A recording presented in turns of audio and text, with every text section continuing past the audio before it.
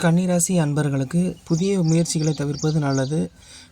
பெரிய அளவிலான அனுகூலம் கிட்டாத நாள் என்று புதிய முதலீடுகளை தவிர்ப்பது நல்லது.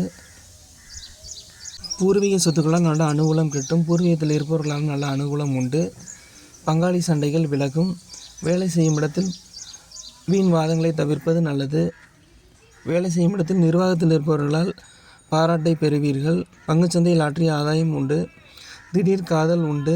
திடீர் காதலால் வீண் அசிங்கம் அவமானங்கள் வந்து சேரும். அதனால் அதனை தவிர்ப்பது நல்லது.